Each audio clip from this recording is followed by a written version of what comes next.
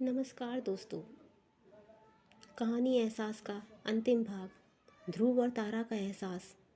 मैं रुचि सिंघल आज आपके सामने प्रस्तुत करने जा रही हूँ। ये गुनगुनाते हुए जब वो पीछे मुड़कर देखती है तो ध्रुव को खड़ा पाती है और वो हड़बड़ाकर पूछती है, ध्रुव तुम कब आए? तो ध्रुव बोला, मुझे आए हुए तो बहुत देर हो गई, क्योंकि जब मैं घर पर आया था तो आंटी ने कहा कि तारा छत पर है और मैं तुमसे कुछ कहता, तुम गुनगुना रही थी और मैं खड़ा सुन रहा था, जिसे सुनकर मुझे बहुत अच्छा लगा और मैंने तुम्हें परेशान नहीं किया। तो तारा बोली कि ऐसे ही चोरी छिपे कोई किसी को सुनता है क्या? तो ध्रुव बोला, अगर मैं नहीं सुनता तो मुझे कैसे पता चलता कि तुम इतना अच्छा लिखती हो। वाकई में एहसास एक दूसरे से जोड़ते हैं, जैसे मुझे जोड़ दिया तुम्हारे साथ तारा।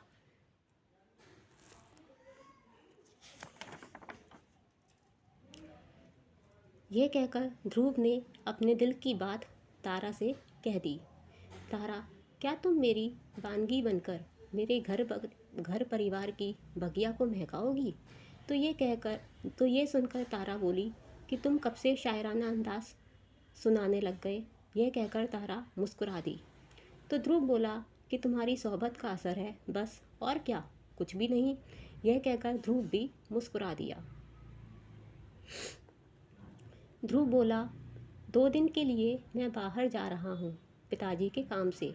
तुम इन 2 दिनों में सोच लेना, जो भी तुम्हारा फैसला होगा वो मुझे मंजूर होगा। तो तारा बोली, ठीक है। उसके जाते ही तारा ने ये बात अपनी माँ से कही। तो तारा की माँ बोली, ये तो बहुत अच्छी बात है, तुम दोनों स्कूल टाइम से एक दूसरे को जानते हो और हम भी ध्रुव और उसके परिवार को जानते हैं। अब फैसला तुम्हारा है तारा, तुम्हारा जो भी फैसला होगा वो हमें मंजूर होगा, मैं तुम पर कोई दबाव नहीं डालूंगी। यह कहकर तारा की माँ चली गई। तारा सोच रही थी कि क्या कहे और क्या ना कहे। ऐसे ही करके 2 दिन बीत गए, लेकिन ध्रुव 2 दिन बाद नहीं आया। रोज़ तारा अपने घर की बैठक में झांक कर जाती कि ध्रुव आ गया क्या, लेकिन ध्रुव नहीं आया होता। यह सब तारा की माँ देख रही थी, तो वो उसके पास जाकर बोली कि तारा, क्या ध्रुव तुम्हें पसंद है? बताओ ना तारा, क्या बात है? तो तारा सोचने लग गई, क्या वाकई में मैं ध्रुव को पसंद करने लग गई हूँ? क्या मुझे उससे प्यार हो गया है? क्या मेरा एहसास भी उसके साथ जुड़ गया है?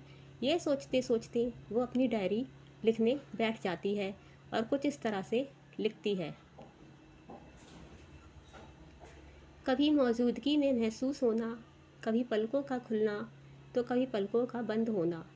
यूँ कनखियों से देखना और हर तरह से सोचना कि भाषा से अलग होता है क्या प्यार। कभी शब्दों में पिरो पाना, तो कभी हर रिश्ते को निभाना। समझ से परे होता है कुछ लोगों के, तो कभी समझ में होता है। या यूँ कह लो, ये इश्क बहुत कुछ अपना सा होता है, अपना सा होता है। बस तारा ने इतना ही लिखा था कि ध्रुव बोल पड़ा, क्या लिखती हो तुम तारा? वाकई में तुम मेरे बारे में सोच रही थी? ये सुनकर तारा ने पीछे मुड़कर देखा तो ध्रुव खड़ा था। तो तारा उससे बोली, तुम फिर पीछे से सुनने लग गए? तो ध्रुव बोला, हाँ, मैं तुम्हें जानना चाहता था कि तुम मेरे बारे में क्या सोचती हो, बस, और कुछ नहीं। तो तारा ने कहा, क्या जाना तुमने मेरे बारे में? तो ध्रुव ने कहा, यही कि तुम भी मुझे पसंद करती हो। तारा ने कहा, तो तुम 2 दिन के बाद आने वाले थे, तुम तो 2 दिन के बाद आने वाले थे, लेकिन 7 दिन बाद आए हो। तो ध्रुव ने कहा, मैं तो 2 दिन बाद ही आ गया था। वो तो आंटी ने घर पर फ़ोन किया और कहा कि मैं 2 दिन बाद घर पर ना आऊँ, कुछ दिनों के बाद आऊँ, जिससे कि हमें तारा की मन की बात पता चल जाए, और कुछ नहीं।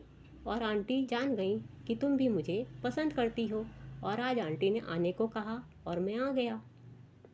इतने में तारा की माँ भी आ गई और कहने लगी, बस तारा, हम तुम्हारी खुशी चाहते हैं और मैं बहुत खुश हूँ कि तुमने अपने